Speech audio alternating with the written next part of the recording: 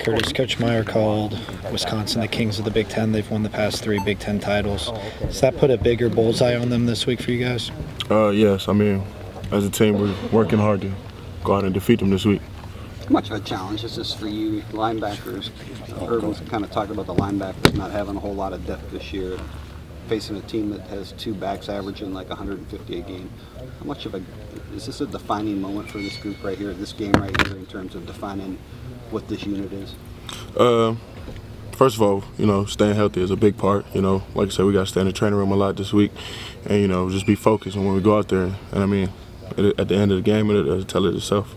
Do you feel like you know what to expect from them, despite having new coaches in there? Is it's going to be similar to what it was the past few years? Yeah, I think so. I mean, big powerhouse team, a lot of 3 tight ends, 2 tight ends, 2 back type of deal. So, we know what to expect. Curtis, a lot of people are looking at this linebacker core as this being y'all's first real test, and Coach Myers talked about the lack of depth in that room and stuff. Just what are you guys talking about amongst yourselves about this kind of challenge this week, going against 2 backs that had over 140 yards last week, et cetera? Will this be sort of a defining moment for you guys? Yes, like I told everybody this week, me and Ryan's been talking a lot and said we have to take our games to a different level. Anybody that gets in that game has to maximize their talent and just go out and play. I mean, because we're in the Big Tens now and, nothing's guaranteed, nothing's promised. Does a linebacker, do y'all miss these kind of games?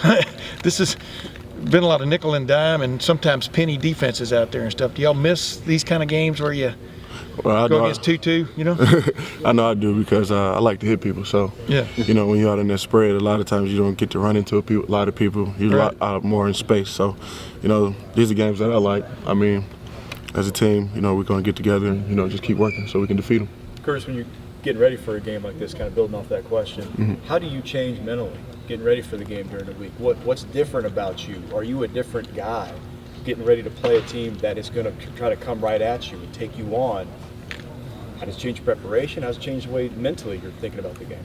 Well, first of all, after you come off a win, and next week's is the Big Ten, your whole mindset just changed. Especially me, it's like you wanna get in there and do extra of everything, anything you can do to prepare, so you don't lose.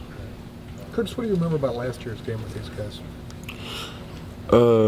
I know we were up, and then we let them score, and then they got a little momentum, and then we went into overtime. And then, the defense made a big play, and then Carlos got in and scored, and I know we got a W. You kind of remember it just as a close call that, I don't know whether you escape's the right word, but you stayed perfect. Well, I wouldn't say escape, but, we got the win, and that's all that kind of matters. You've already watched video on these guys a little bit, I would think, right? Yeah, we watched a lot yesterday, and we're going to watch a lot today. So when Melvin Gordon and White, what's the difference in them? What do you see that's different about the two? Obviously the size. One is bigger than the other. One is faster. One's more of a power back. One's more as a speedster. So, you got to control your gaps and make tackles. Do you literally flip a switch in your brain when you see one in there instead of the other? I mean, you talk about how you prepare, from play to play facing those guys. I mean, that's just kind of like you have Jordan Hall and Carlos Hyde. One's more power and one's more shifty. So that's why I kind of compare it to. What's it like playing in the shoe at night? Words can't even explain what it's like playing in the shoe at night. The fans are crazy, and that's the main thing. The fans are crazy, and they give us a lot of energy, as we call it, the juice. So, that feeds through everybody, and at the end of the day, it helps us play. You ever wonder why y'all don't play every game at night? I mean, based on what you just said? Well, basically, me, I like playing under the lights. It reminds me of high school. So, it was never a game during the day.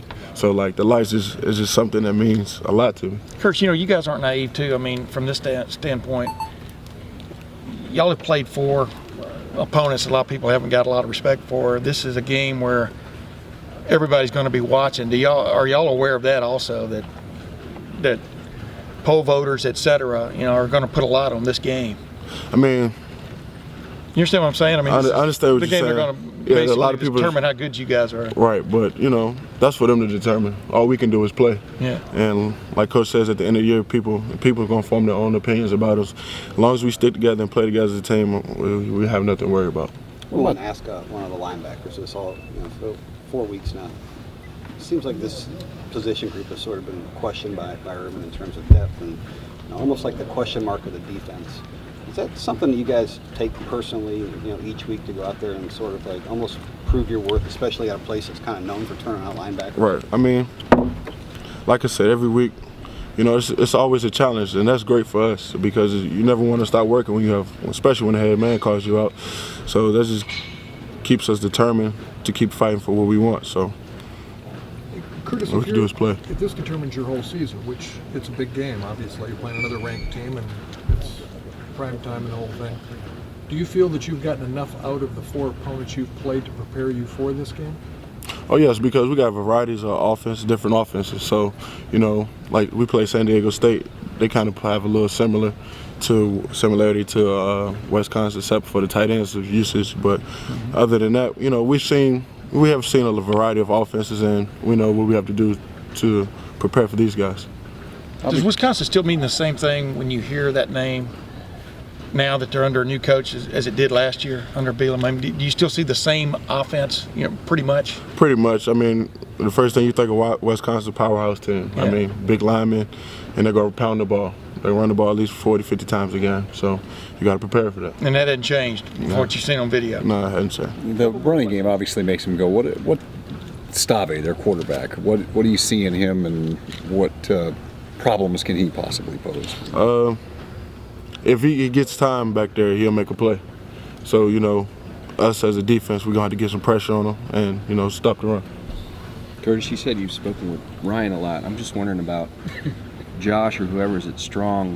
This would seem like kind of a vital week for that guy as well, especially since you have to account for the tight end and all that. Just talk about that. Man, like I said, me and Ryan talk a lot just because we're best friends. But also, Josh, I mean, me and Josh I talked to him yesterday. I told him, I said, this week, all of us going to have to step up. So whatever you need to do, you got to do it because we want to come out with a W. Thanks, man. All right, Thanks, Curtis. All right.